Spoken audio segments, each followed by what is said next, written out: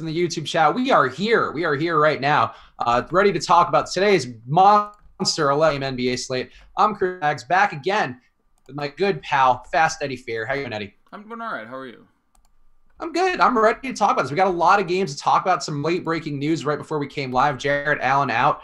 An interesting little development there, but we'll talk about the stuff as we go. First up front, because that's always the main question people have for you. Let's talk about your value plays on the slate. Who are you looking at the most to save some money? Yeah, there's a lot as we'll get to as we talk, but both Rondé Hollis-Jefferson and Ed Davis now make the most sense. A lot of the other value had pretty obvious problems, and now you're just basically dealing with the potential issue for foul trouble. So with a reasonably close third place, I actually like Emmanuel Mudiay a fair amount at his price on both sites. You can drop him on FanDuel. He's 3,700 on DK. I like Mudiay. I like him back in the starting unit, which, unlike most teams, has less guys inclined to taking shots. And then you take Donson out of there with Knox, which we'll consider largely a lateral move as far as offensive usage. But those are the three guys I'm most comfortable putting in my lineups. I still don't mind playing both on DraftKings, Rondé Hollis-Jefferson and Ed Davis. On FanDuel, I am more inclined towards Ed Davis at his price than Rondé. Rondé they bumped all the way up to, I want to say, 6'2" off the top of my head. But lots of other guys are interesting in tournaments. There's literally 25 of them, so I won't attempt to list them all. We'll get to them if we bounce games real quick, if we want to do 2 minutes a game, or if we want to talk about, I'm just updating the rankings real quick to include the Brooklyn news, and then we'll publish. Yeah, those are the guys of whom I feel the most appeal would be those three guys. And then there's 38 guys that I'm pretty excited to splash into lineups here and there. Yeah, I mean, if you want to try to go game by game, we can. I think that's we got to go faster than usual, but you can do the all we have enough games. You can do the all question show if you want. You can curate. You can. I'm in your capable hand. Yeah, I think it might be better to do that. I think we should talk about some studs and then just see where the conversation dictates from the questions. And I think, if there's anything that jumps out to you, obviously feel free to cut in at any moment because, I know that brain works with yours. So if you wondered anything as you're thinking about it, please feel free. Let's talk about the studs, though. We have a couple of big ones. We have Anthony Davis on the slate in a very potentially high-scoring matchup. We also have LeBron at his lowest price, looking pretty bad so far this year. But again, lowest price on the season is a noteworthy occurrence. Also got Joel Embiid in a game where this Philadelphia offense is going to have to get figured out today. Where is it going to go? How's it going to function with Jimmy Butler in the lineup? And also you got the cat level of guys beneath that. John Wall back above 9K. How are you feeling about the high-priced guys, and which ones are you the most confident in today, Eddie? Yeah, confident, I guess, would still have to be Anthony Davis. You're just sort of fading an injury at that point. So for cash, all those guys are priced about the same for me. I would probably, playing them in cash, be most inclined towards, with a little more value open, LeBron may get on top. Now, I think LeBron's going to get you 47 to 56 about 90% of the time, and at 10-3, that feels pretty good for cash if you get the other plays right, if you're just trying to establish a floor there. For tournaments, I will probably still incline the most towards Anthony Davis just for having a monster ceiling like Giannis. I consider his ceiling generally a little higher, and the matchup is better. You don't like having Mirotic back. You don't like a couple other things about it, but Anthony Davis is the one I'm probably most inclined towards in cash, and LeBron the one, or I'm sorry, vice versa. Anthony Davis is the one I'm most inclined towards in tournaments where just the ownership has been lower than it should be. He's just in that point where at some point in the next 3 weeks he'll put up 80 plus, and you'll get it at 9% owned, and it's going to win somebody as late. So I can see, I certainly, between Embiid, Butler, and Simmons, Embiid would be the one I'd be most inclined towards in cash. I think so much of his production exists irrespective of the rest of the offense and just rebounds, putbacks, defensive stats. I really think his 30-10s that he keeps putting up are pretty legitimate. You're going to get that most of the time, and it would be legit hard for Butler to want to sabotage it. And I don't think Butler's going to try to come out and make trouble. I don't think he's going to try to come out and moving the microphone up. God damn it, it's 3 minutes every show. Yeah, people on YouTube getting very ornery about your mouse-like tendency, I guess, today. I was hearing you fine. I do the best I can. So yeah, Embiid, probably my favorite to play in tournaments. Certainly on FanDuel and DraftKings, I can get behind $87 $8,700 rather, Ben Simmons. That's a cheap number. There's always triple-double potential there.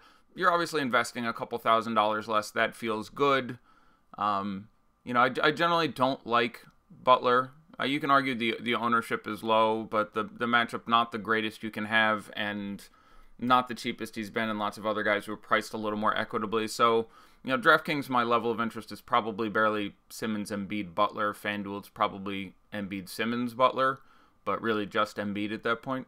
But yeah, none of them with terribly strong takes on them. I'm a little more inclined towards Embiid than normal, because I do think his 70-point upside still exists, and especially on FanDuel, where none of the centers are priced so stupendously, including the ownership. So that makes a fair bit of sense to me. But no strong takes here or there. I do think that, we are looking at a LeBron who plays a few less minutes and is a year older and is in a less efficient offense and does take on less distribution roles. So I think his, new normal this year is closer to 50 than 55. So I also am interested in 1.5% Russell Westbrook, whatever that's going to be. If we get that news, it's 653. So have a Westbrook pivot plan. Like, Westbrook in this matchup, if he goes, he's technically out at the moment, but went through shoot around, looked good, and obviously wants to play. I think there's a real chance he goes, and for that reason, divest yourself of. I think you move off your Schroeder shares that you probably should have had some of on FanDuel. You can turn that into there's a couple other shooting guards I like a lot at their price. I like DeRozan a lot in tournaments. I like Devin Booker even in cash at that price. So just have some anti-Schroeder plans there. If we find out Westbrook is out in time, Paul George still a little too cheap on DK. We talked about this before, and I thought his first few games sans Westbrook were all just low production games for him, where he had gave you low percentile chances of this was, if they played that game 100 times, that was his 9th percentile outcome and 26th and 22nd. And just the shooting has been really bad. Even in the games he's picked up recently, he's over 50% one game off the top of my head. So there is still a really real upside there. The price is up, so the ownership is down. So I still like Paul George a ton if Westbrook is still out. So that's another guy that off the top of my head comes to mind as worth mentioning. Yeah, one interesting fact that which I heard on the I think it was the Dunked On podcast with Nate Duncan, which I think is a pretty good show, pretty smart show from guys who've worked in the NBA analysis industry for a while. They were talking about how turnovers are one of the most predictable stats in the NBA, like forced turnovers by a team.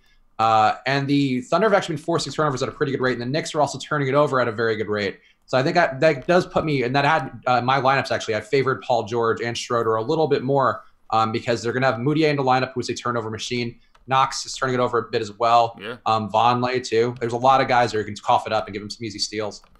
Yep, no, I think that's absolutely right. And again, before the last Paul George game or the one before, I was like, this is another 6 steal spot for him, and he had exactly 6 steals. And it's not the strangest thing when you get him against the Knicks or the Suns or other teams that are purposely or not very sloppy with it. And now you just have he spends a lot of time guarding the wings and dealing with Tim Hardaway Jr. and dealing with Knox and other guys who just will have such exceptional usage that the ball will be there a lot of the time is relevant to look at as well. So. Yeah, especially if we get news that Westbrook is out, I would try to go overweight the field on Paul George. We've gotten a lot of 50s, and those are average games for him. Like if he has just an above average game, if he a lot of his games he shoots 8 of 17, 9 of 21, 10 of 23, things like that. One of his games he could shoot 14 of 23, and there's certainly no reason he couldn't do it in this particular matchup with the Knicks. So yeah. I still like Mitchell Robinson, too, on DK.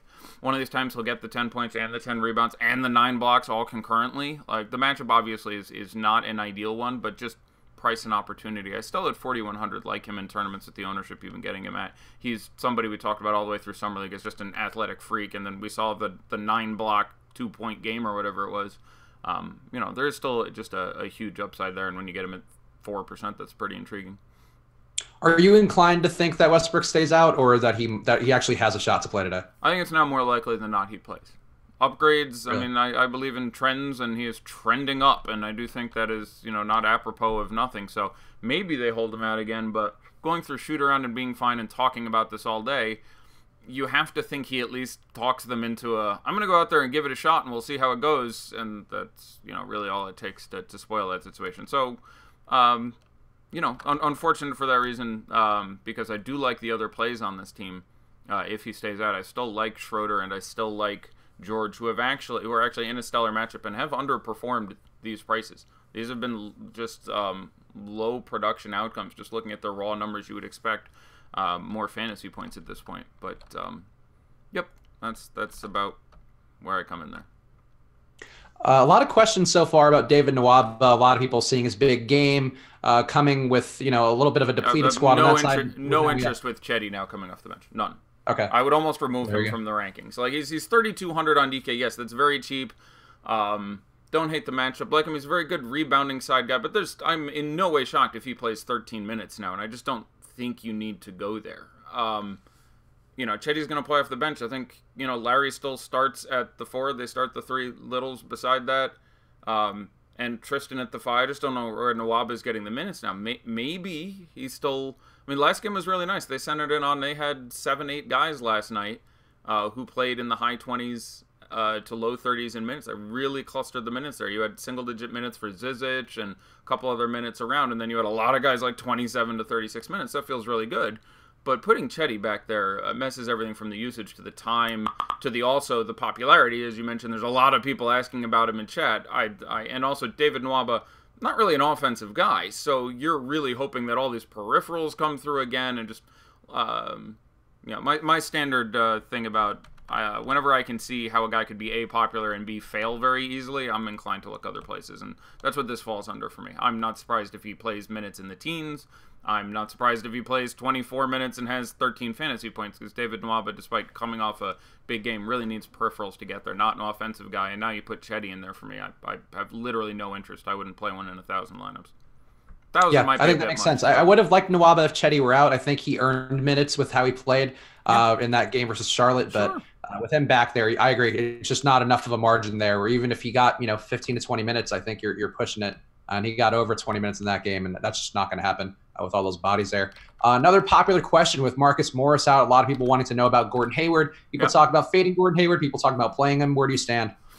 I think those are roughly equivalent theories, with me being more inclined towards playing him. We haven't actually seen it yet, so despite his minutes won't be monitored statement, or his minutes won't be limited today, that for him, I think you've put out, he's a Celtic, so that doesn't mean 36. That means 30. Like, even without Marcus Morris there, you end up with Gershon Yabusele picking up extra time. You end up with Semi Ojeleye entering the lineup. This happened a few times last year where it was just Marcus Morris out, and basically those guys got some extra time, and you ended up getting... you want my best guess tonight? You get something like Semi Ojeleye now plays 14 minutes. Gershon Yabusele plays 8. Marcus Smart gets 3 extra. Gordon Hayward gets 3 extra. And it just sort of, his 29 to whatever minutes, and that's actually on the high side for him, gets split out that way. So I don't consider that terribly relevant. I like it if I'm playing other Celtics, if I think that game stays close, if I'm trying to run, Levine and Kyrie, I'm excited about not having him there. I think I like Gordon Hayward as a play quite a bit now.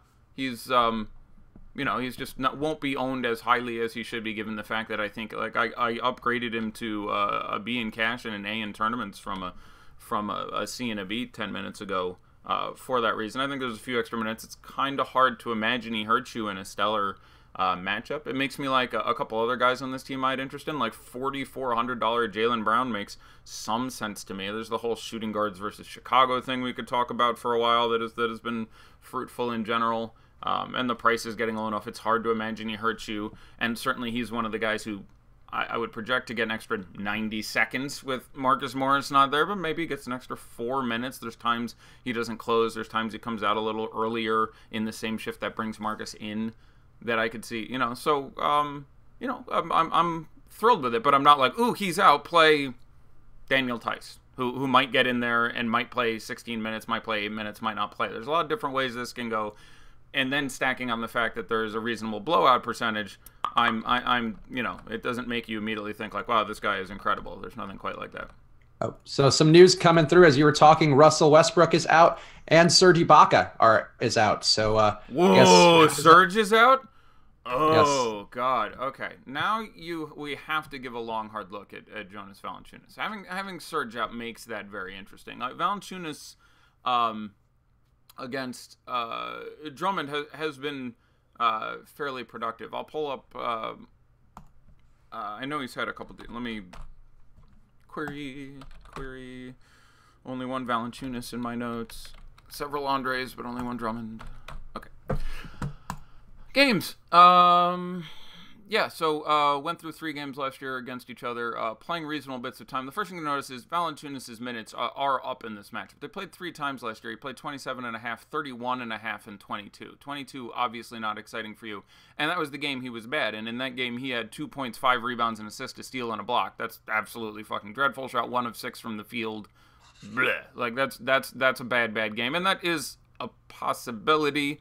And the ceiling's a touch lower than may have been last year, but if you look at the other 2 games, you had 27 minutes, 17 points, 16 rebounds, 3 assists, and a block. The other game you had 31.5 minutes, 14 points, 11 rebounds, 3 assists, 2 steals, 3 blocks. So he's $6,000 on FanDuel, 53 on DK are the prices if I remember them correctly.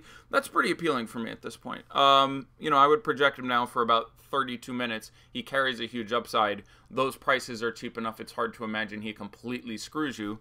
So, because I was about to upload these anyway, let's go back in there and change Jonas around for a little bit. But I'm a pretty big fan of Jonas at this point. And the field, especially on a giant slate like this, is not going to move on to him superlatively. So, yeah, I like Jonas quite a bit now.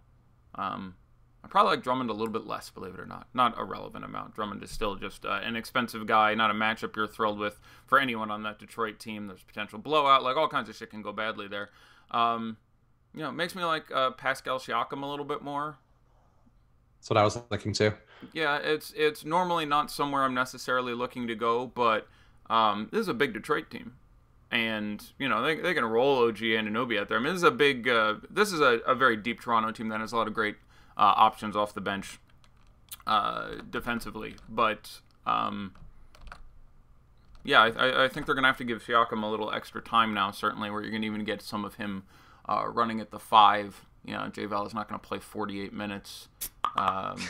So, yeah, I like a little Pascal now. Again, he's not priced as well as I'd like him to be, but the matchup is fine. I like Blake a little bit more. I like Drummond a little bit more.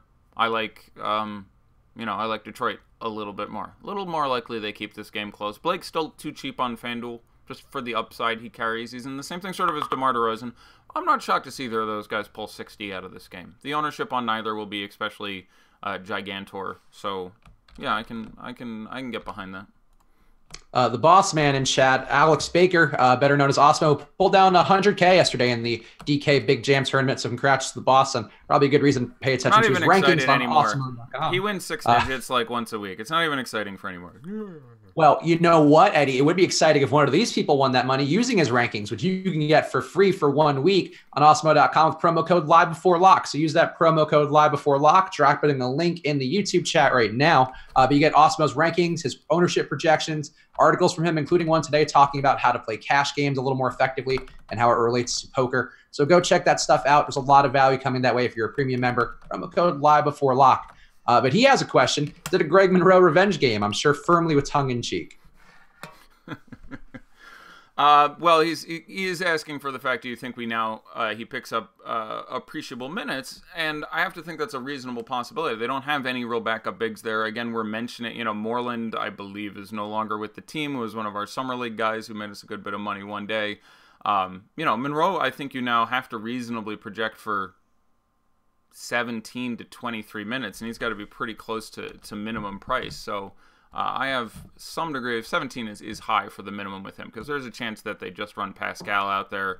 You know, he's going to have issue defending either of these guys, but he's $3,000 on DraftKings. So Greg Monroe, you know, definitely one of the other guys I would talk about here. He's just tournaments, but he now ends up being one of my, you know, probably my favorite min price guy on DK. Previously, it would have been maybe D'Anthony Melton. Again, they moved Okobo down to the G League, so he's not even with the team. So Melton's going to be getting the backup point guard minutes there, so he's just an interesting name at the flat minimum. I don't think he gets more than 16 minutes because they're in love with Isaiah Canaan. But if you got Canaan into pretty quick foul trouble, I do think they're more inclined to run Melton out there than to just leave Booker at the point the entire game, although that could happen as well. And it's worth, you know, the Spurs team wrecked the Suns the first time they played. There was no Devin Booker in that game, but in Phoenix they beat them by 30. Just absolutely crushed them. So I have some concern there, but bringing Book back helps a lot. But yeah, to go back to it, I think Greg Monroe at 3,000, it really becomes an issue of how popular we think he gets. If other sites and Twitter are going up on Greg Monroe now going to back up and play out then I would have some concern. But I imagine you still get him at 7-8% owned, and if you're looking for a $3,000 play, that makes a lot of sense to me. Now I still prefer Emmanuel Mudiay at $3,700. I probably still prefer Ed Davis at $4,200 if you're looking at DraftKings, but certainly to get a minimum price guy or to just add more bargain guys to a pool where we have a lot of sort of specious, difficult to trust value, certainly adding Monroe there makes a fair bit of sense to me. Some people are asking about bigs, and I think we should talk about Jago in the chat asking Nance or Jaren Jackson, but I think we didn't touch about Nance enough, and in particular Tristan Thompson as well, 2 bigs on Cleveland. We're in a pretty nice spot today versus a Washington team who doesn't rebound very well. How are you feeling about the Nance Thompson situation? And Nance in particular projected to be pretty chalky today by our ownership projections. I think that comes down a little bit with the news of Chetty coming back, and more importantly, the news of Jared Allen being out. Because basically wherever you're playing, everywhere they're the same position as Larry Nance. That they being Ed Davis and Rondé Hollis-Jefferson. They're the same position as him everywhere. And so they're going to become popular, and a lot of that ownership will come off Nance in that low to mid-priced forward play. So I mentioned that ownership comes down, and that makes me like Nance a little bit more. Nance at his DK price is good. I expect him to start at the 4 again. He's, again, underperformed. He's another guy similar to Paul George in this spot who's just not producing the fantasy points that I think he would produce on average. Or Paul George is giving you almost exactly what I think on average the last few games, but you haven't had an above-average game yet, and you have the real possibility of picking up a game on Nance for, where he actually just hits the double-double and doesn't randomly shoot 1 of 8 from the field and picks up the blocks and picks up all that extra time and pace in a matchup I'm a pretty big fan of. So I still like Nance quite a bit, and the news breaking makes me like him a little bit more. I don't think Chetty, picking up some time off the bench demolishes him. I think we're more likely to see Chetty spend more of his time at the 3. I think Chetty's getting minutes off a veteran J.R. Smith who played 39 minutes last night and other things of that nature. So. D Rose also out, apparently Wiggins in. So there's some more news. How does that affect your feelings in that game where should be a ton of scoring to go around? No Teague news? Teague is in. Teague is in and Wiggins is in. Okay. So, yeah, that's exactly what I thought would happen. And Peyton out. So lots of news in that game right and now. Elf out. Okay. So let's talk about that one first. You can now roll Drew Holiday out still as a fine cash play. I probably still now prefer him in cash in this matchup to Zach LaVine, for example, though that's close. Those guys both project as a little more cash plays for me. Elf back would have made Drew a little hard to run out there, but now you can pretty firmly run Drew and everything. I like Mirotic quite a bit. I like him more on FanDuel. Fills a sticky small forward position, priced a little bit more advantageously. I think getting some Mirotic in your life still makes a fair amount of sense. What was the other news other than the Pelicans? It's the... it is that Teague is in and Rose is out and Wiggins is in. Yeah, I think that was the most likely combination of guys for this team. Once we get a starting lineup, which I'm pretty sure will be those 2 guys we just confirmed in, the 2 guys who just came in the trade, and Karl Anthony Towns, it gets interesting as far as how we think the minutes distribute themselves. You like having Rose out because he just provides a little more security for playing Teague and Wiggins, for example. So Teague and Wiggins both make a fair bit of sense. Wiggins actually has had some real ceiling in this matchup in the past, and he's $5,700, and I think he's sort of the unknown guy in this situation. Everyone can be and very possibly should be on Teague. Obviously, we were all over him the last game, and his price was incredibly small, and he went out and absolutely demolished that, and was pretty hard to win without him that day on DraftKings. That $4,500 price, $5,600 is still just too cheap in the matchup. He's just too cheap. He's going to be popular.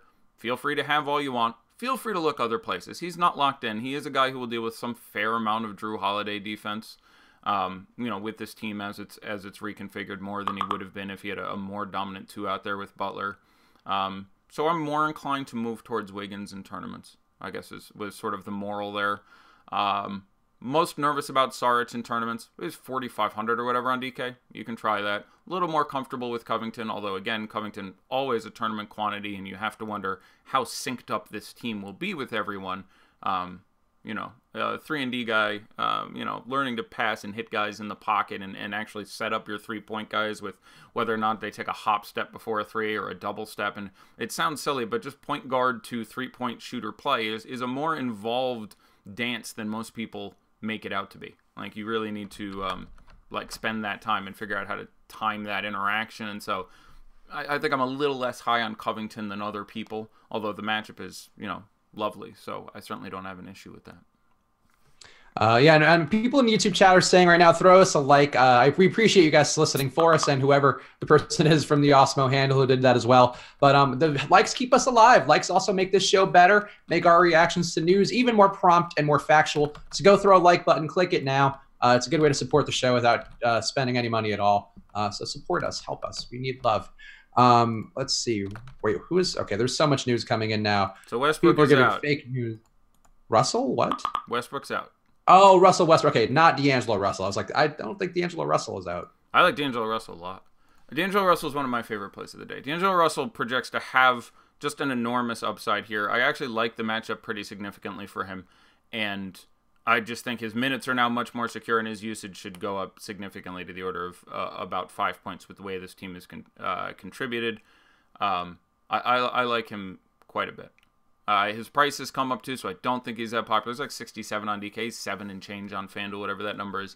I'm a pretty big fan there. So I like D'Angelo Russell. You can play D'Angelo Russell in any tournament for me at wherever he's priced right now, and I don't have an issue with it. I think you gave some brief Rondé Hollis Jefferson thoughts, but since we're talking about the Nets, what are your views on him one more time? And you might as well talk Ed Davis once more too.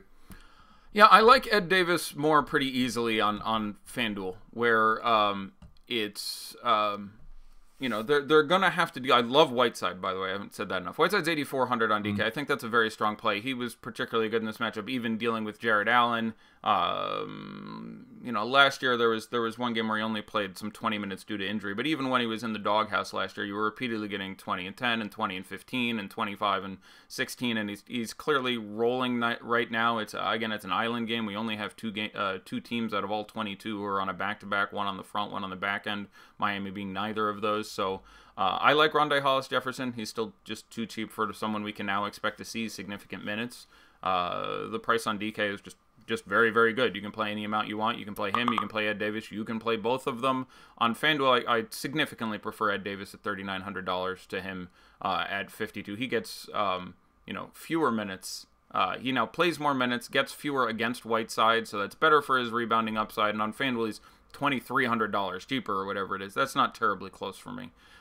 He now takes the place of, like, he'll be popular too. My Ed Davis pivot would probably be across the ball. You play identically priced Kelly Olynyk. $3,900 is just too cheap for the fact that he can just randomly bang out 30s once in a while, and you know, just won't be owned.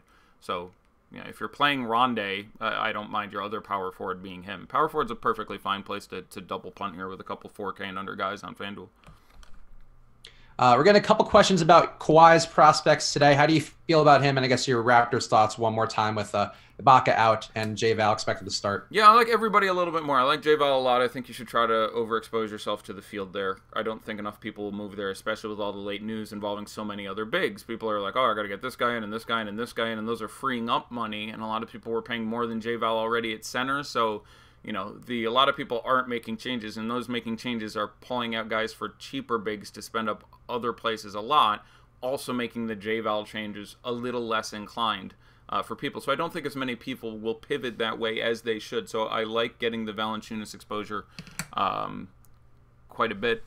What was the other half of that question? You gave me a two-parter there. Just the Raptors in general, I guess. What do you think about Kawhi? I think Kawhi was... Yeah, Kawhi was where he started. He's still, again, just too cheap.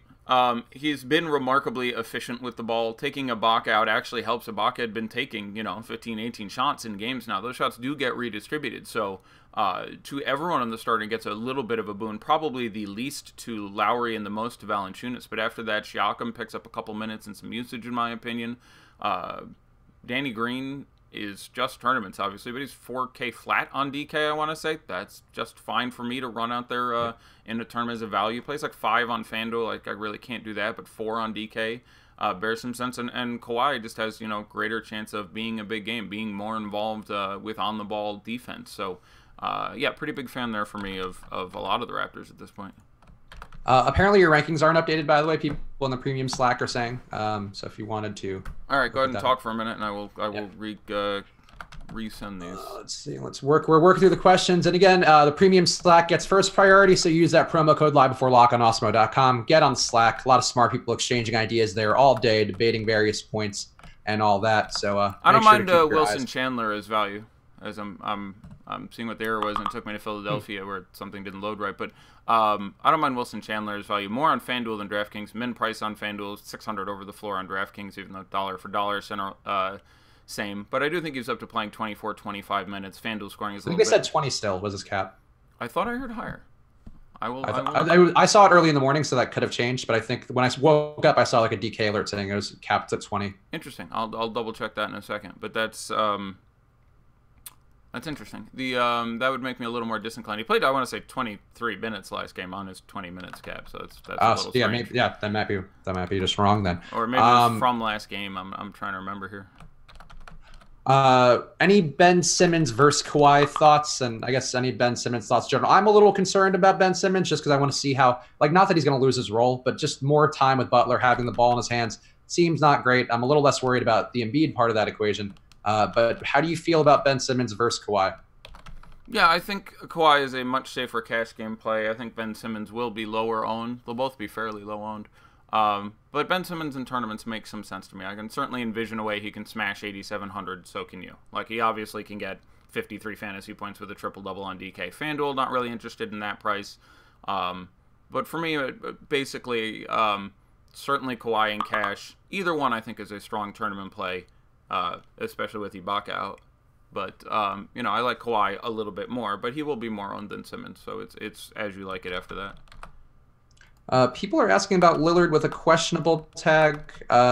You have any concern about him playing? I didn't. I assumed like he missed practice because I think they were resting his knee, but I assume he's going to be in. Yeah, they had 4 hours of treatment for him. I presume he's going to be in, but I really like C.J. McCollum either way in this matchup with the Lakers. This is the third time the Lakers and Portland have gotten together this year already. So McCollum's looked good. He's getting the opportunities. He's taking more than his average number of shots. I do like the way it aligns for him a little bit more anyway. So I already was a big fan of getting some McCollum, who's only 64 on FanDuel and still won't be as owned as high as he should be, versus 66 on DK, which is fine as well. So it honestly just makes me like McCollum a little bit more, who I kind of wanted to play over Lillard anyway. Now Lillard is 8,800 against the Lakers on DK. You can obviously destroy that price. And on FanDuel, where he's got the GTD next to his name or whatever. Obviously, some concern, like his ownership should be really, really nominal. So, pretty big fan of both of those guys. I like a lot of guys from this game, but the guys that really stand out to me in the game are McCollum, Nurkic, and McGee, whose price has come back down, but was very, very good in both of these matchups previously in more limited minutes than I expect him to see tonight. In those two games, he played 21 and 24 minutes. I'll look it up in a second when I re-upload these, but those are the three guys I'm super excited to get a piece of in that game. I really like McCollum. I really like Nurkic. I really like JaVale McGee. Other guys, certainly, there's no problem having pieces of them. It's a game we expect to have some pace, yada, yada. But those were the three guys who have been good, and I expect to be good given their usage and having just rewatched a lot of the tape between those two teams. Apparently some ownership updates just went through, which I'm going to load now and just give people, I guess, a little taste of. Somebody on our handle on, I don't know who this mystery person is talking about things in chat, but they're giving some helpful information. Apparently Jonas has taken a big jump in chalk on, it's becoming chalk on FanDuel, as well as somebody else who I missed. How chalky? I will ask the specific number on that one, like 17%? Because I can't think much higher would be my guess off the top of my head. On DK right now, he would be 30%. Wow. FanDuel.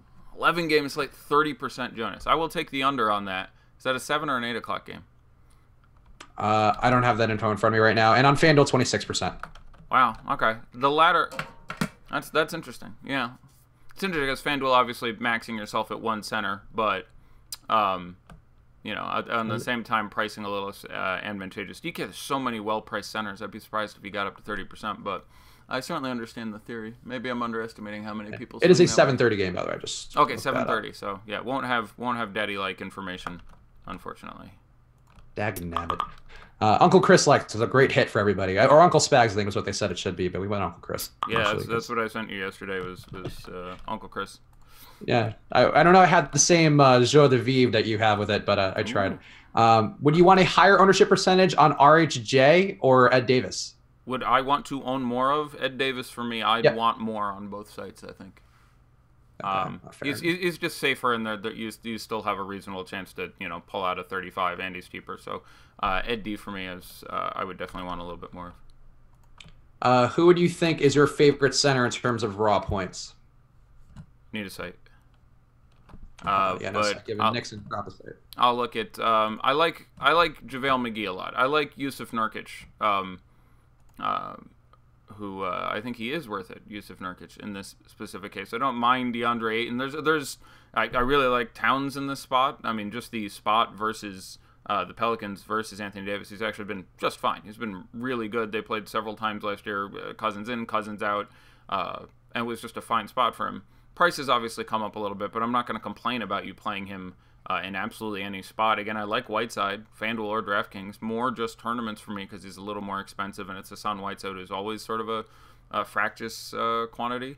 Vooch has actually played really well against Embiid, including just earlier this year. So, him in tournaments. Yeah, triple-double. Him in tournaments and the FanDuel price. DeAndre Jordan was one of the only good Dallas players both times. They've played Utah twice this year. This is the third meeting for several teams here. This is the third meeting between Utah and Dallas. DeAndre Jordan was pretty good in both those games. If you made me play a Mav, it's probably him. So, but overall, Tristan Thompson's still a little too priced for just the major role he's playing. JaVale McGee I like. Yusuf Nurkic I like. Whiteside I really like, although that would be just a tournament option for me. But those are all center plays I like. And Embiid, I still think just the ownership is low enough where I'm not surprised if you see 75 out of him tonight, and that does a whole lot for me. Would you have a problem with Irving and Hayward in the same lineup? No. That's the matchup that's good enough, and Hayward's price basically sitting at 5K. No, that wouldn't concern me. One interesting observation, which I caught earlier today with NBA Wowie, and again, I talked about it yesterday, but I think we talk about some of the splits with guys on and off the court, but that is the fastest way to do that website, NBA Wowie. But Kyrie Irving is a lone guy, small sample size this year, but in minutes without Marcus Morris, he's the only guy who's actually better on that. I don't know if that's going to hold up because there's going to be more usage, and I think Tatum is going to obviously perform better, or Jaylen Brown, but Irving, a noticeable difference. I think up from 1.1 point per minute to like 1.28 without Morris. So yeah, that sounds right. I think you would expect that to be the case. It just ends up being a shot thing. Not many of Morris's shots are assisted by Kyrie Irving because of the nature of Marcus Morris's game. So I'm not surprised by that. He doesn't add much, and he just takes away the shot. So you take him out of there, Kyrie's taking proportionately 10% more shots or what have you. So I am not surprised that is how that works out. Okay, I went back to the old rankings format. I am re-grabbing these and re-uploading them in about 10 seconds, and if you don't see them then definitely yell and scream at me. I want to talk about the Wizards as I attempt to multitask and do both of these things at once. Sure. I like Otto Porter in tournaments again. The ownership versus the upside versus the matchup now makes sense to me. We're 100% on Otto Porter this year, so we'll attempt to continue to push our luck.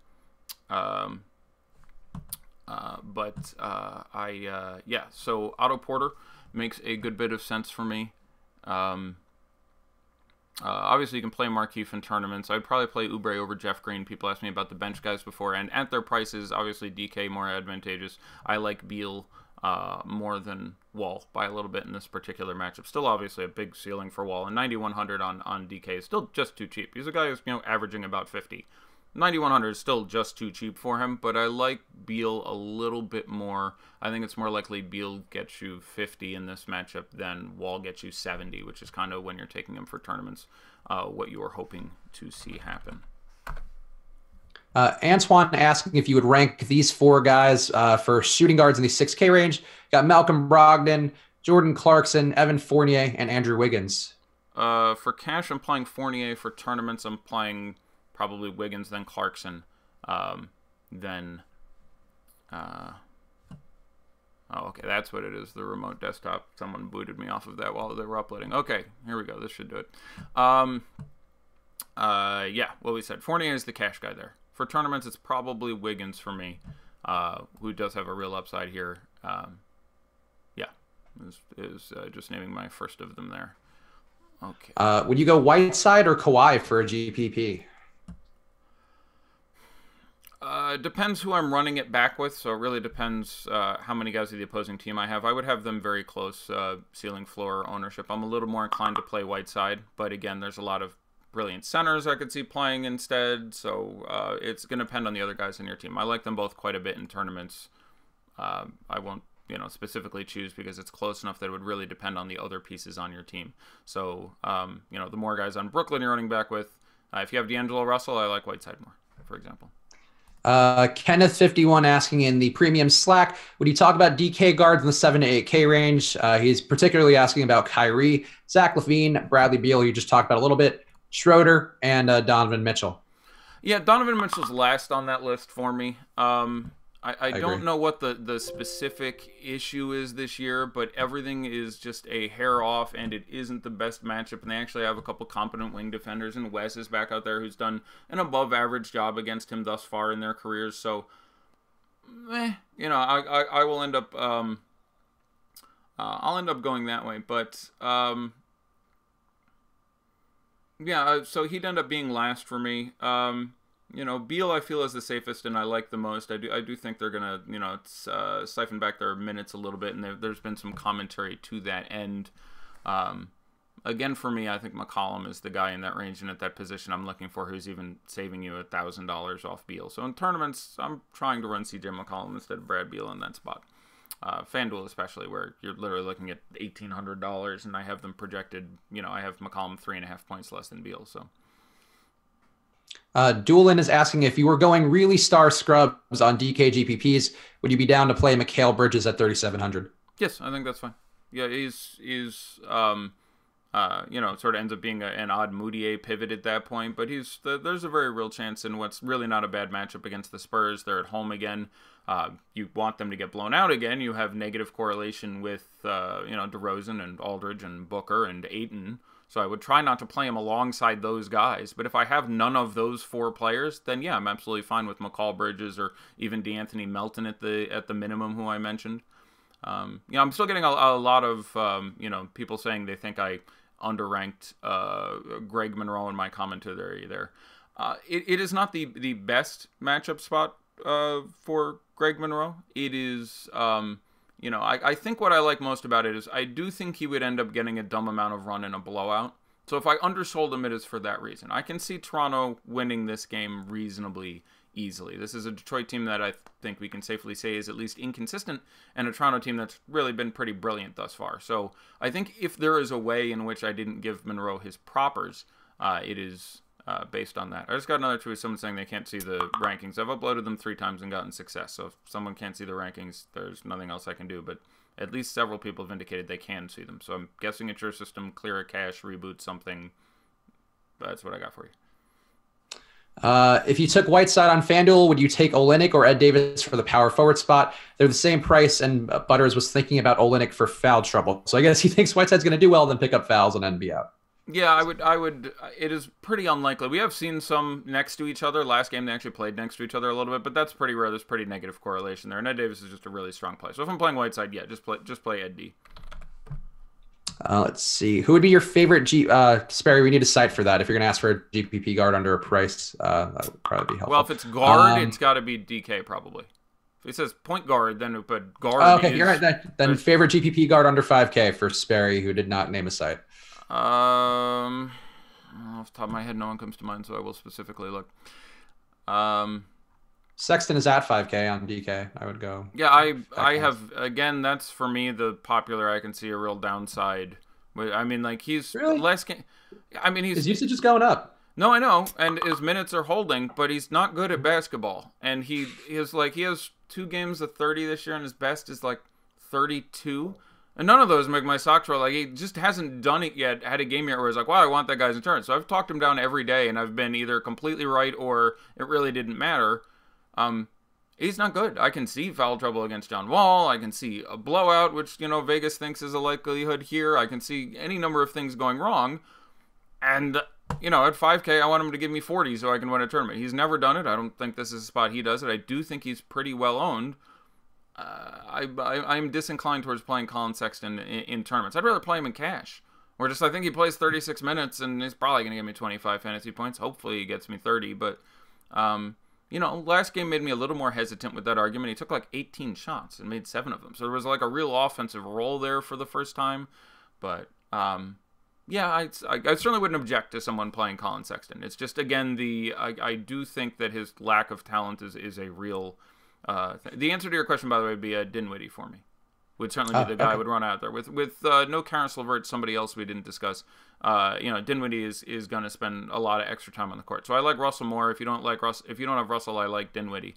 But I like those guys quite a bit. And Dinwiddie is $1,800 less than Russell. But I do think they both pick. I have Russell now playing going forward something closer to 7 or 8 minutes a game, and Dinwiddie playing 4 or 5 minutes more a game. So I do think this ends up being a big boon for them and brings guys into play like Joe Harris, who I normally wouldn't want to play, Alan Crabb, who I normally wouldn't want to play, and even those guys get another cookie based on the fact that the nominal minutes being given to Rondae Hollis-Jefferson are now coming in at center, as opposed to power forward or even the 3 at times in the past. So they do have to fill out this lineup. So a lot of those guys, make sense even in a tough matchup versus Miami. So I would have bits of exposure to each of those guys.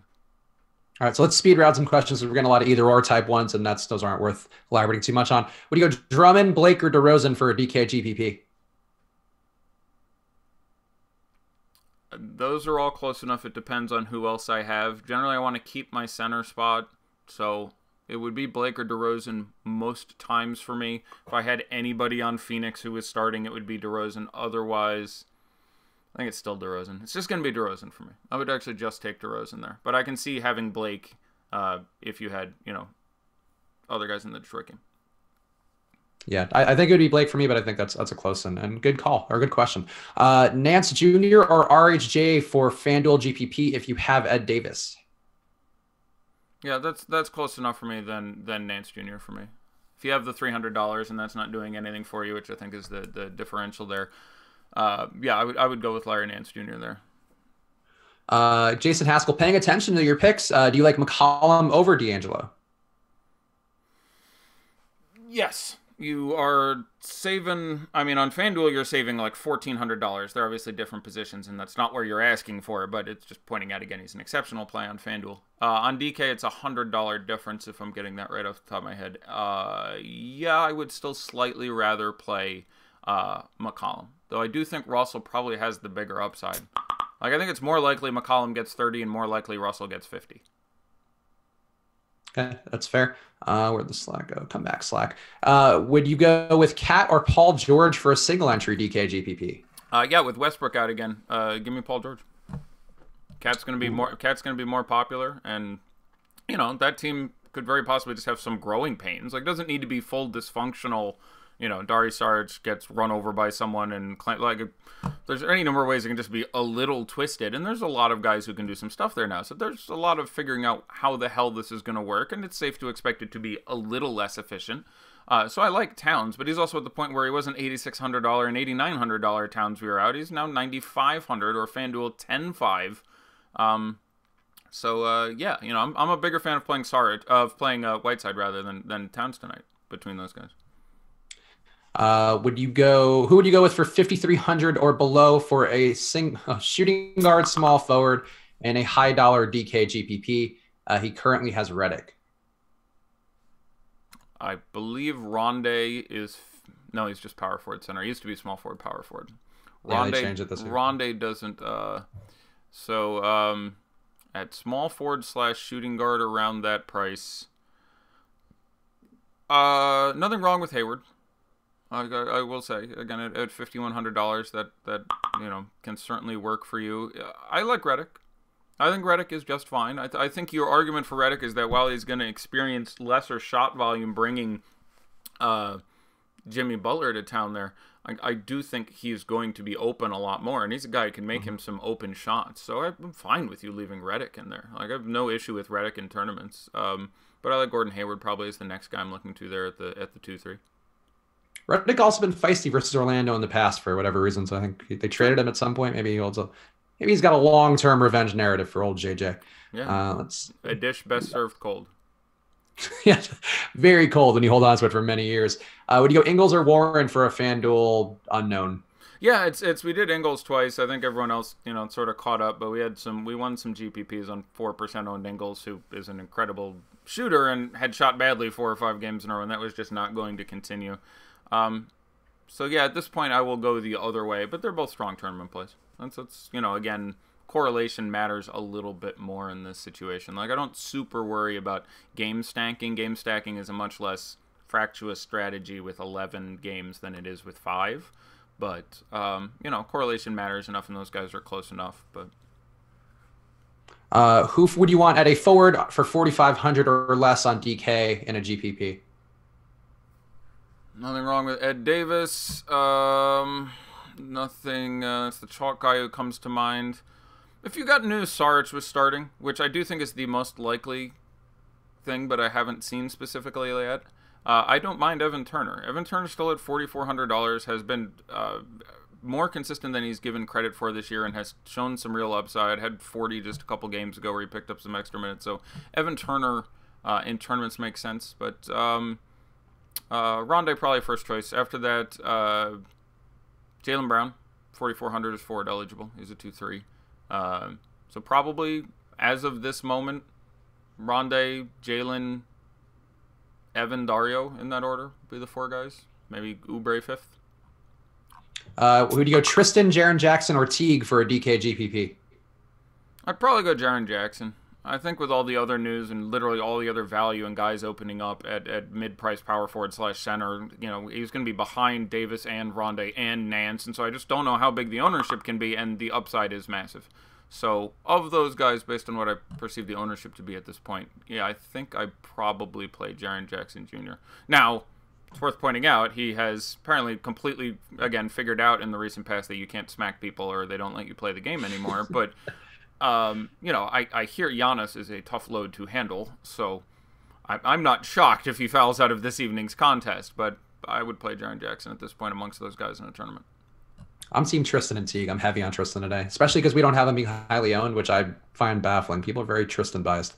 Let a man live. I mean, yeah, it's there's no reason. I mean, he's even been fine against Dwight.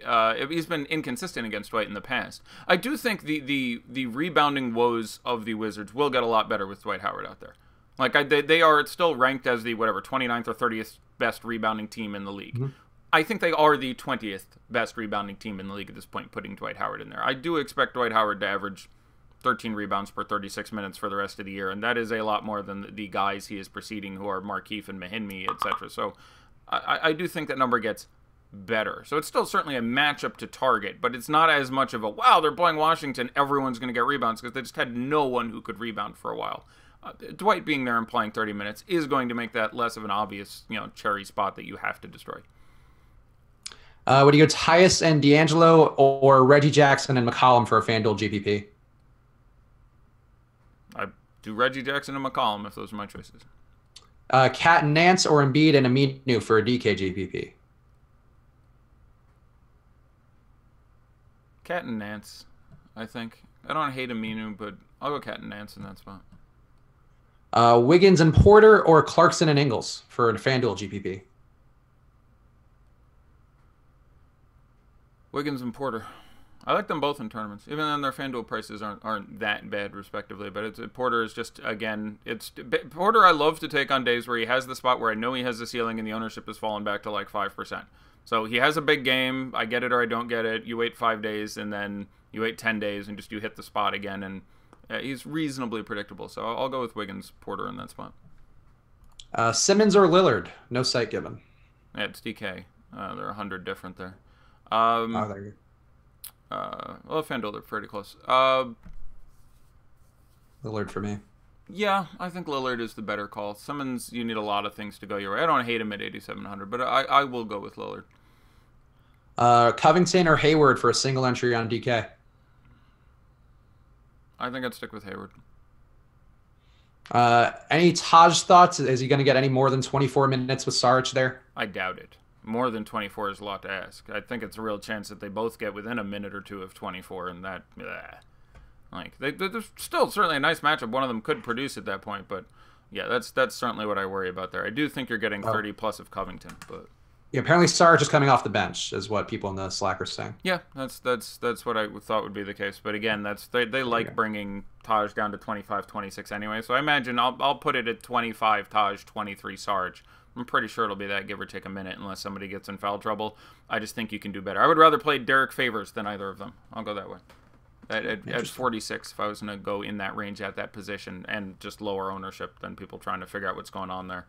I don't hate. He came up for me a bunch of times too, projection-wise, which I was surprised by. Yeah, it's actually a reasonable spot for him against Alex. I like it a fair amount. Thoughts on Derek White tonight after you're disappointed? Ed Davis is starting. Oh, okay, there you go. Your boy. Nets list starters as Russell, Crabbe, Harris, Dudley, Davis. Derek White, thoughts? Fine. Tournament's only still for me. DK only for me. 4,700, but certainly has the upside. So yeah, no issue whatsoever with running him out any which way that you want to do it. Well, it's too late now, but but for prosperity, Tristan or J-Val for FanDuel cash.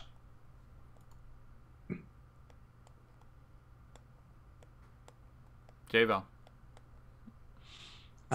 Would you go Jabari, Jaren Jackson, Nance, or Rondé? Is that 2 pairs or 4 singles?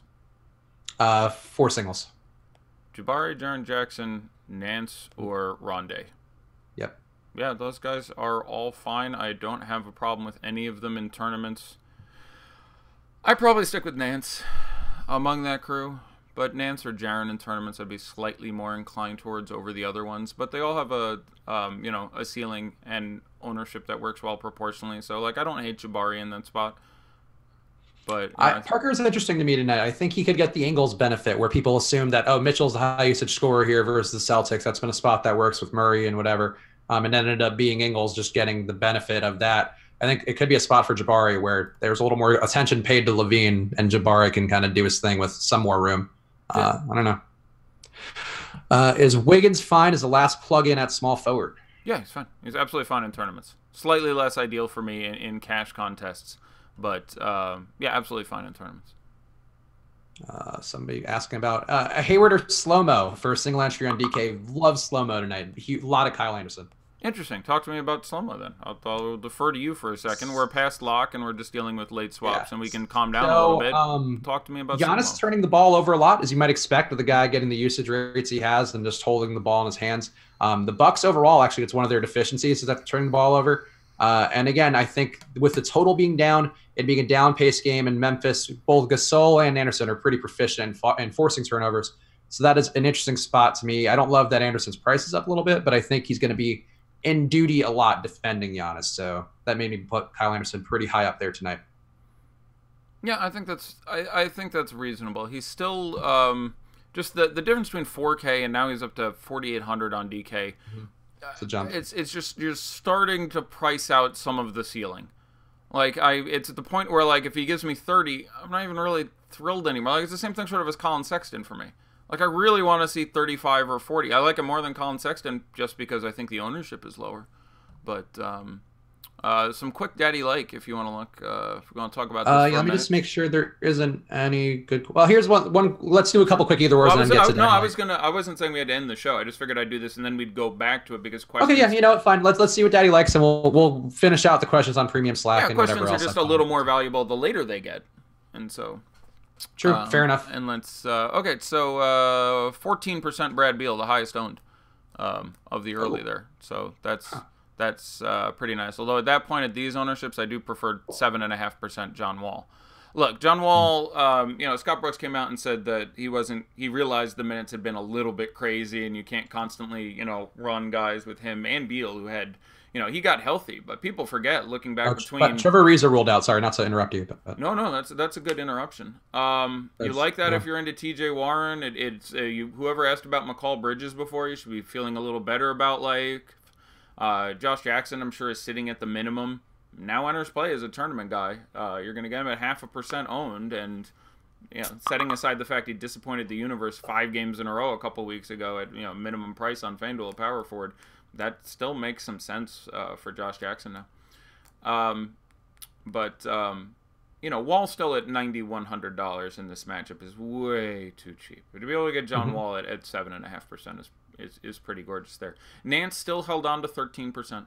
You know, Tristan Thompson, 11.5%. David Nwaba is 9.5%. Daddy does not like David Nwaba over 9% at I get it. He was still. He may even have been minimum. I think it was 3,200 or something. He has 3,200 on DK. Yeah, that makes some sense. But I'm infinitely more interested in Greg Monroe. Like, it's just there isn't. Greg Monroe can actually give you 35 fantasy points. Like, that isn't surprising. He plays 18 minutes or plays 20 minutes because he gets the entire fourth quarter because they win that game easily. And if you don't have anyone else and don't have JVal, Monroe certainly makes sense as a guy who can at least, you know, Kyle O'Quinn mash his number. We don't know he's necessarily going to play more than 12 minutes. You know, you may see more Pascal at the 5. You may see any number of other things. So there was a lot of risk there, which was my concern. But David Nwaba hitting a ceiling now with Chetty coming back and taking bench time off the 4 and off the 3. I don't know. I'll say right now, I'll predict Nwaba for 16 minutes.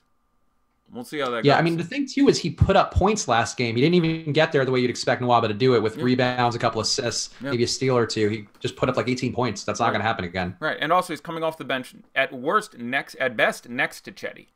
So that he's spending time out who we know is more inclined to shoot the ball. He won't make any shots per se, but he's going to take a lot of them.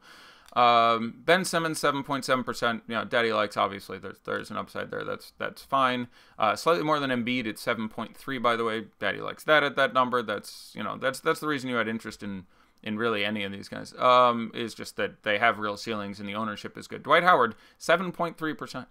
So, you know, that's about right. I liked, and I think I was in the minority here, Tristan Thompson a little more than Dwight Howard tonight.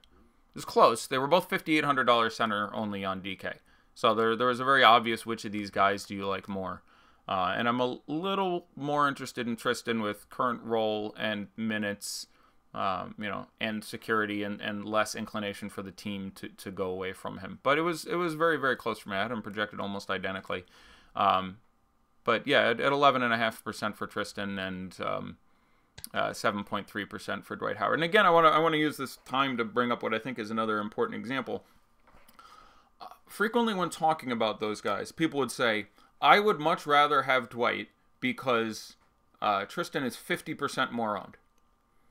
And while that's technically correct, again, it isn't their ownership that matters. It's the inverse of their ownership. It's the percentage of people you get over on when they do well.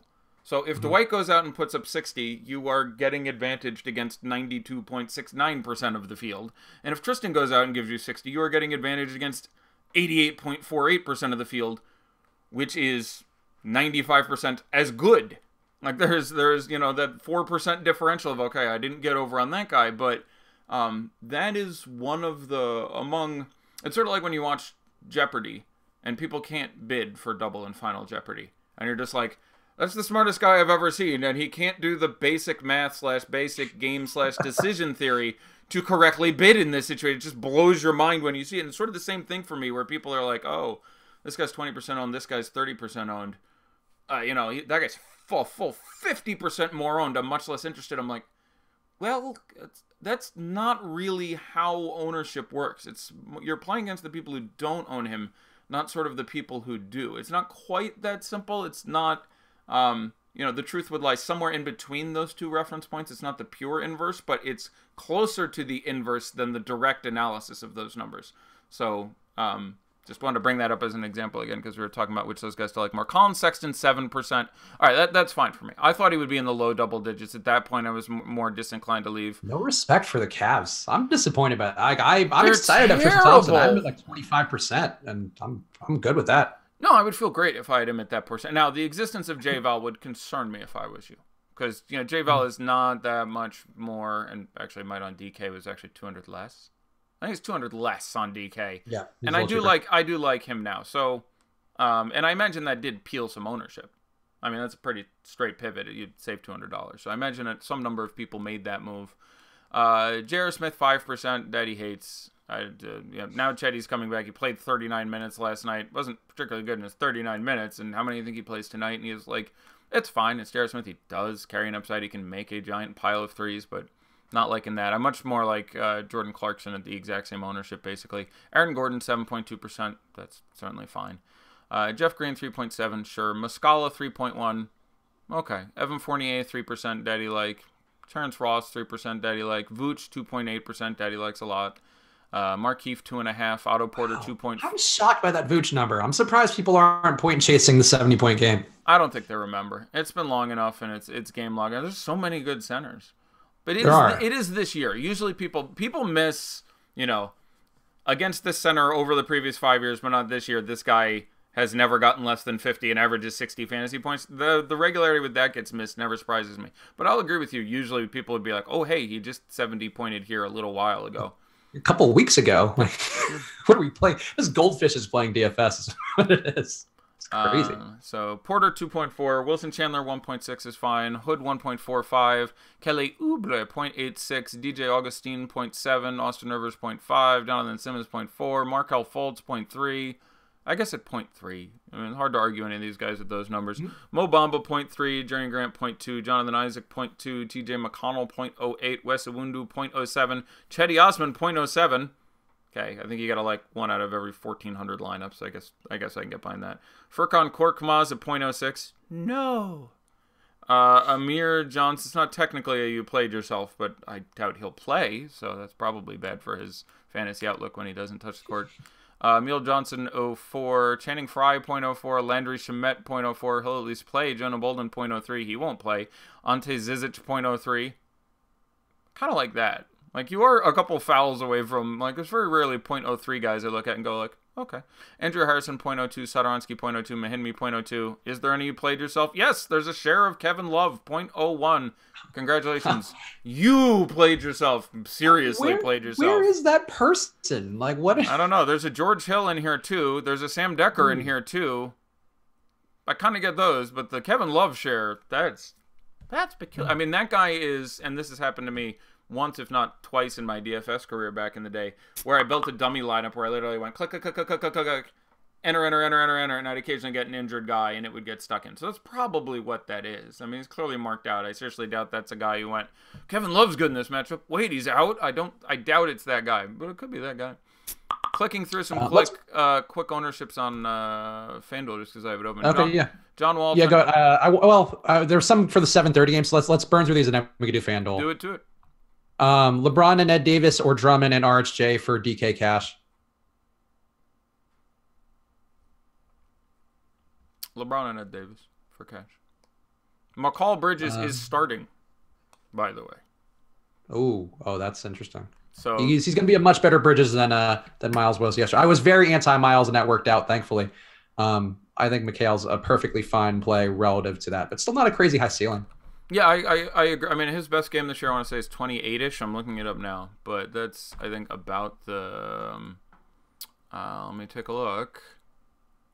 Ooh, right on the nose. 27.5 last game, actually. I had a 26 earlier this year. Had a 23 earlier than that.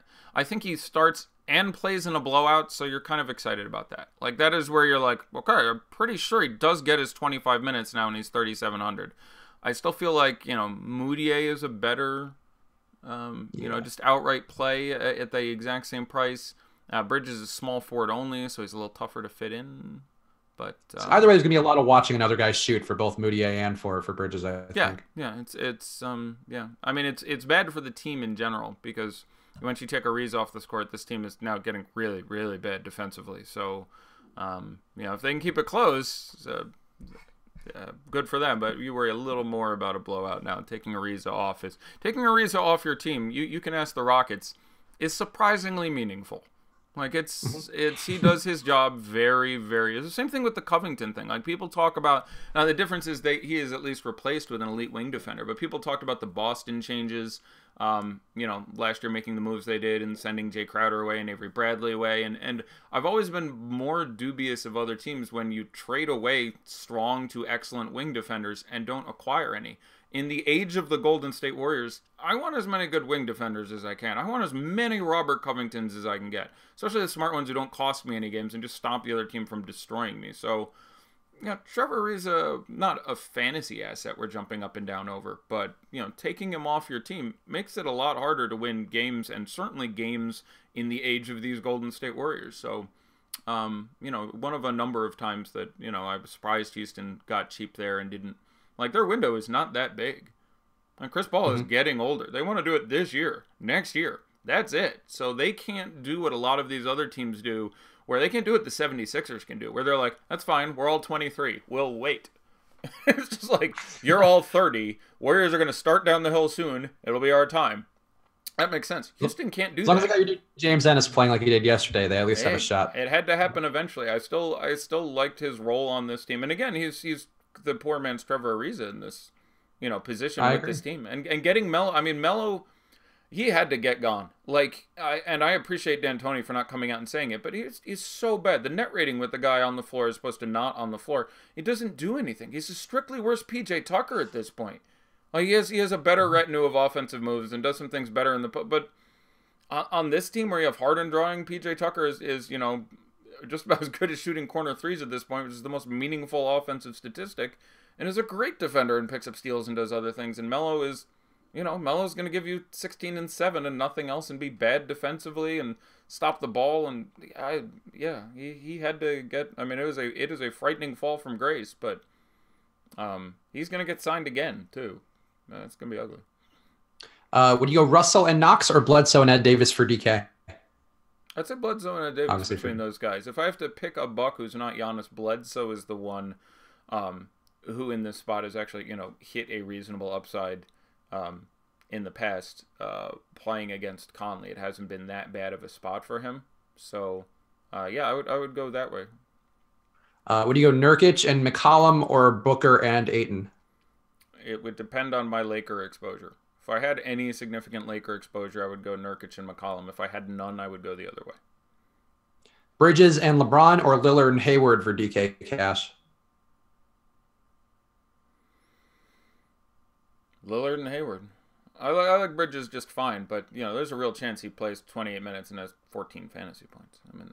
That's so for cash, I got to go with those other two guys. You're really surprised if you don't get 20 or 25 at least out of Hayward, and really surprised if we don't get 40 out of Lillard. So those guys are gonna give me, 60. LeBron's gonna give me. That ends up being really close. And LeBron is gonna give you. I don't know. It's really close. They both end up for me being like safe 62s and stretch 80s, and that's really close. Whichever you're more inclined towards. Actually, would you say with Ariza out that Warren is a better play than Wiggins on DK? I don't know what it really does for him. I would say it's almost a lateral move for him because it's not like Ariza was taking a metric pile of shots and that it's going to be that many more than Bridges is going to take. So I don't know if that much usage opens up. I think the likelihood of a blowout is increased. I don't think, Warren was still getting a full complement of minutes. I don't think that really goes up. So I don't think this is a move that I think considerably boosts him. It's maybe slightly. Wouldn't surprise me if it's a slight downgrade, but it's not a significant change of how I would look at TJ Warren off the top of my head. Would you go Dinwiddie or Covington? I'd play Dinwiddie. I don't have a problem playing Bobko. I imagine he started. Have they actually put out a lineup? I heard you said people said that Sarge was coming off the bench. Yeah, I didn't see an actual lineup, but people said that in the chat. Oh, here we go. The one just came through 3 minutes ago. Teague, Wiggins, Covington, Gibson, Towns. Yeah, okay.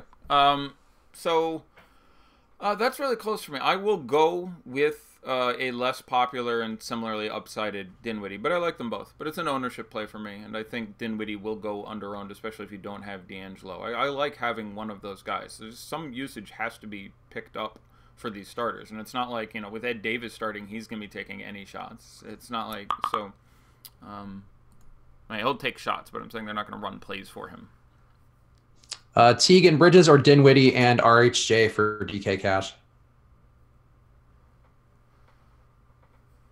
Jeez. I'm a little nervous with Rondae Hollis-Jefferson not starting.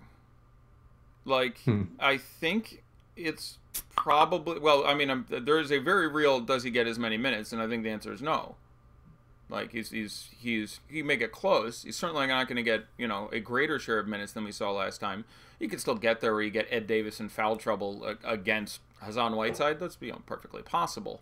But I'm going to go the other side for right now. I still think Rondae's just fine in tournaments. I'm disinclined in any sort of cashy concept. And for now, I'll go the other way. All right, last few questions. Sure. At this point, if you're good for 11 more minutes, I will run it out to 7:30 for some excellent 7:30 daddy like, because we do get the excellent Miami-Brooklyn and Detroit-Toronto games, which should engender some serious Yeah, ownership. we can do it. I guess I have to do a showdown video for tomorrow's NFL game, but I guess I'm probably gonna do it. I'm going to a It's bar. 11 minutes. We'll go real quick afterwards. I'm gonna go to. I'm probably gonna end up doing it after I drink at a bar, which is on you. It's on you, but no, nobody's watching. John Wall with a good start. Vooch with a decent start. Wall's got 9 already. Thompson with a terrible start, which probably means his day is done. Thompson doesn't pick it up later. You're very right. He gets going or does not. Like, there are guys who do, he's the opposite of Karl Anthony Towns, who's like, whatever. Well, I might do 40 in the first half and 8 in the second half, but yeah, that's let's burn through these remaining questions then. Mirotic, Whiteside, and Ayton, or Kawhi, Drew, and J-Val for a GPP? Kawhi, Drew, and J-Val. It's a good one. Bridges or Crab for a GPP? I'd probably go with Crab. I look at them pretty similarly at this point, and Crab will have lower ownership than Bridges since he got the start at this point, I think. Does Noah Ariza help or hurt Derek White? I would say mostly unaffected. Yeah, I don't think it's an incredible relevancy. I'll go with Hurts slightly. It helps him better in that it's one less guy he gets switched on to play some adequate defense, and hurts him probably slightly more than that because your odds of a blowout go up, and I don't think he's necessarily playing in one of those. So I'll say slightly hurts, but it would not change my evaluation. TJ Warren or Jaren Jackson for DK Cash? Warren for cash. I can't play Jaren Jackson in this matchup in cash. Like, it just, I still have to consider him to be a guy with some really significant foul trouble issues, and it's not like we were getting him at 4,900 the way we used to be. Now you're spending some pretty serious change on him. I'll look elsewhere. Let's see. Got some YouTube questions. We got all the Slack ones. You go Moutier or Mac for DK Cash? Moutier. I get the Mac theory, but you need the game to blow out. The matchup's pretty dreadful there. Again, these teams have played a couple times. Seems like an odd spot to. I mean, it ends up being pretty close. There's obviously some uncertainty both sides there. I mean, he said that we're taking Dotson and Ntilikina out of the starting lineup, but we still expect them to see 25 minutes. So that says something about how many minutes they're giving to the guys replacing them, because we know that Tim Hardaway Jr. is going to get 30-something minutes. So we're sort of arbitrarily assuming he follows through with his word, which is certainly not locked in stone. We are putting some caps on what we can get out of Ntilikina, rather what we can get out of Moutier and Knox into the starting lineup. Moutier and AD or Conley and Aldridge for a GPP on DK? Pretty similar. I'd be more inclined towards Moutier and AD. Valanciunas or Ed Davis for a DK GPP? Valanciunas costs $1,400 more, I think, off the top of my head, but I am more inclined towards playing Jonas, and obviously if somehow it's a 1-for-1, then yes, Valanciunas. All right. Joe Val or Nurkic for our boy Zeus Q in the premium Slack? Yeah, again, the prices are not, incredibly close to each other, but just as for who do I like playing more now, probably Nurkic at the ownership. Okay. Teague, Kawhi, or Moutier and LeBron?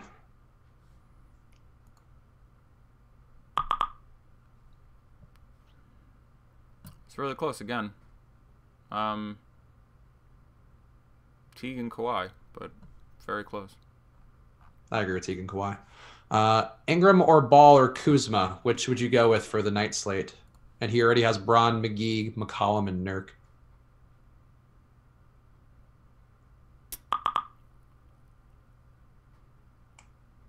Then I would play Ingram.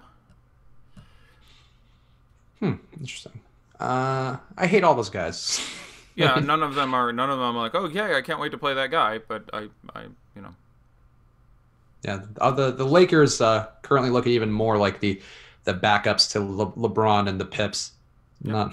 Not crazy about them. Does Nurkic break the slate? That's not really a or Teague or Hayward for DK GPP. Yeah, I think I'll stick with Teague at that point. He's playing is just a little bit too cheap. Hayward, it just hasn't looked right. Teague just gave us like 45 fantasy points. Hayward hasn't flirted with anything close to that. So, especially with the ownership, I don't think incredibly different. I'm curious what we have, our current expected ownerships for Teague and Hayward are. I'm going to guess Teague 20 and Hayward 12. Ballpark those numbers. Teague we have as 31 on DK. I'm still on DK, right? Yeah. Hayward we have at 18. Okay, same ratio to what I said almost exactly, but higher on both of them.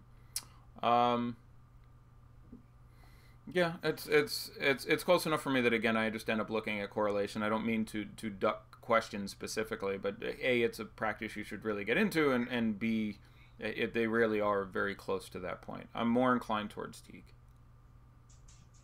Diablo Freedom poster question again. I can't see. There's a lot of questions. There's possible I missed this. Oh, there you go. Now I see it. I got high and I'm lost. Don't leave messages when you're high and then get mad at us if we skip your question. Sobriety is what we preach here on this channel more than anything. That's a straight edge DFS show. That's when I think I've stood on that corner for a while. I want to get rid of Wiggins as Bridges a good punt. That's also a fucking question we answer like 10 times, man. Wiggins is going Wiggins to Bridges and pay up somewhere else. I have no reason to get rid of Wiggins. I still like him quite a bit in tournaments. That said, if you want to get rid of him, Bridges is fine, and spending that $2,000 on the nose somewhere else is just fine. Have fun. Can you talk me off of an angry Tatum? Or what are your stances on Tatum tonight for Zeus Q? Yeah, the matchup is obviously supreme. I don't think Marcus Morris being out matters at all. I don't think it affects his rotation one. I mean, maybe gets an extra minute or something, but they have so many guys they want to throw in there to back them up. They're not going to randomly throw the minutes at the starter. So, but no, feel free to Tatum. It's a perfectly equitable spot for Tatum. You want the game to stay close. I like running it back with Levine if you're spending that kind of money on a Boston guy, because I do think they whooped them pretty solidly. But no, I do not wish to talk you off Tatum and shall not do so.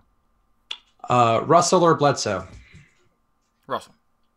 If I'm playing a buck, if I'm looking at that game, I do like Bledsoe at his 6 whatever price they ended him at, 6.3 or something. That's a fine number, but maybe it's 6.5. But I do like Russell significantly more. Like I've liked Russell. He's played well against when guarded by Dragic in the past, which is what I think you see probably to start out this game. But I'm not super concerned. It's not going to be Richardson, so I'm not really concerned if it ends up being some Ellington, Magruder, etc. combination. So I think I really like D'Angelo Russell. I think without Karis LeVert there, he's 7,500 on DK and 8,200 on FanDuel in a week. Would you go Leonard or Drew or Lowry? Easily not Lowry for me. Yeah, not Lowry. That was not a consideration. I'll go with Kawhi. I'm most inclined towards Kawhi there. Guys, chill out. Dogs are tired of this fucking show. Relax. Teague and Kawhi, or I feel like we just did this one, but maybe not. Teague and Kawhi or Moutier and LeBron. We did this one. I'll stick with Teague. Well, I'll stick with Teague and Kawhi. Yeah, okay. I feel like we had that exact question, but I didn't know if that was deja vu. Let's see. Thank you for not talking me off. Thoughts on Hayward versus Dinwiddie? Well, G-Funk era is a good guy, so why don't you touch on that one more time? On just thoughts on Dinwiddie? Hayward versus Dinwiddie. I would play Dinwiddie. I do think the upside is a little more likely to occur. I have less concern about a blowout. I feel a little bit safer with the minutes. I would play Dinwiddie. I expect him to be just another guy who I think the price is going to come up on a little bit here, and I expect the ownership to be a good bit lower. So, yeah, I would play Dinwiddie over Hayward in a tournament. Who is your favorite stud on DK, AD, or Giannis? AD. All right. Anything else? YouTube, what are you looking at you now? Warren, McCollum, Tatum, or Bridges, Wiggins, Paul George? The second one, I'll go with the Paul George size at that point. Nance already at 10 on DK. That's a perfectly fine start. Better than stupid Tristan Thompson. Yeah. Beal at 17, Wall at 17, and they're both going. So. Let's see. Kawhi, LeBron, Towns, pick 2. I'll take Kawhi and LeBron. Randall Cruz, longest 11 minutes of Spag's life. You know me, there's nothing I love more than either ors. and doing them for 50 Just minutes doing straight. either ors back and forth. Oh, it's delicious. Oh, I love it. What a treat! I'm so having the time of my life. I'll be back tomorrow, which is my birthday, I should say. I don't know Oh, what happy sort early of... birthday! I won't be here with you. Thank so you. I know. So you don't have to get me a gift. That was very clever of you. Save yourself a few No, it's good. dollars. I'm free then. I don't. Your birthday doesn't exist for me because I'm not on the show with you. Save yourself a few dollars. Every bit counts. I'll talk about it in a minute when we hit the 7:30. I'm just scanning, both spamming and scanning news, attempting to just find anything that breaks at the last. And Daddy, for the final edition of Daddy Like for the day. Well, it's my birthday. Sometimes Daddy likes 2 times if the kids are up. That's true. And Daddy's getting older and sexier by the year, I'm sure. That's what they say about men. We age gracefully and we get better looking each year. So you're getting more handsome for each stream, I'm sure. CJ Miles out also. I didn't catch that, although I expected it. Out in perpetuity. Yeah, what you said. Sorry, I'm just scanning news as we Otto Porter having a lovely start. Yeah, I see. Colin Sexton, not so much. Jeez, who could have seen those things happening? Hey, he's a fourth quarter guy. He'll get his. I like Colin Sexton. I wouldn't worry about it yet. I'm worried about Tristan. I'm officially worried about Tristan. Not worried about Colin yet. I think I was worried about Colin when he played him. Although again, I thought he was much more than he would be. He ended up at like 7%. That's fine. I do obviously a 40-point game is possible for a guy playing 36 minutes in a strong match. Like, the floor is obviously there as well, but it's neither right nor wrong. If we play this game out 100 times, he has 5 40-point games in him. He probably has 2 50-point games in him. My whole point is that I thought he'd be higher on than this. 7% is not nothing, but I thought he'd be into the low double digits, and in those games, I think he has 40 games under 20 and 20 more games under 25 and 20 games under 30, and so I think there's a real chance you get some number between 14 and 23 out of him, and that synchronite, and I just need to be a little more upside and a little less popular for me to go there. Similar to Otto Porter, they would actually project as far as their minutes distribution versus potential, or just their fantasy production Gaussian curve of expected results would look pretty similar. And I'll take the Otto Porter at the 3% instead of the Sexton at the 9% or whatever. But all right, we got the 7:30 games, so let's see what Daddy likes on this final bit of games that we'll have today. All right, let me close some stuff, and I think I have the old spreadsheet I opened there, and it complains. We should get Boban as a stripper for Fast Eddie for his birthday. Doug Dubs says. Oh my God, I'd pay so much money for that. I'd tell my wife usually hires some people. That's a long story, but I'm a fan of that. All right. Boban's great. I love Boban. Great attitude, too. Yeah.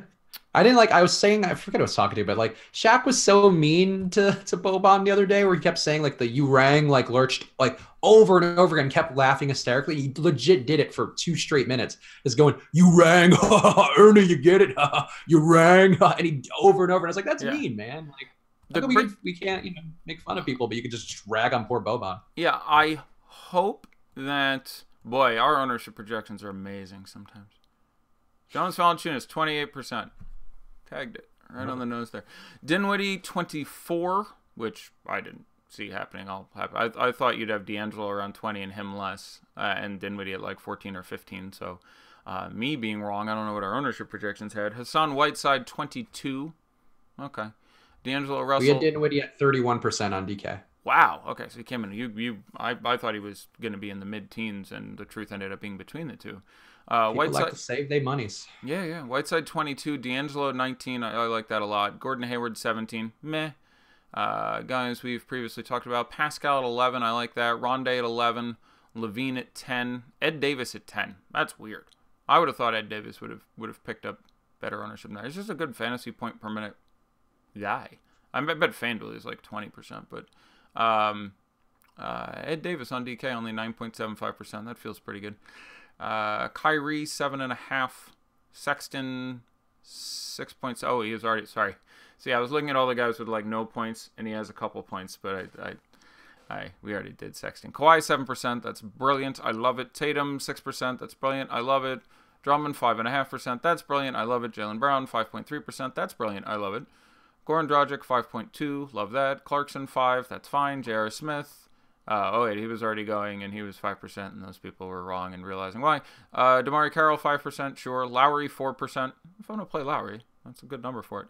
Joe Harris 4, Jeff Green 3.8, Ryan Arcidiacono 3.7, Crab 3.5, Jabari 3.5. I like that. Blake 3.3. I mean, I like Blake at 3.3%. Moose 3, Horford 3, Ibaka 2.4.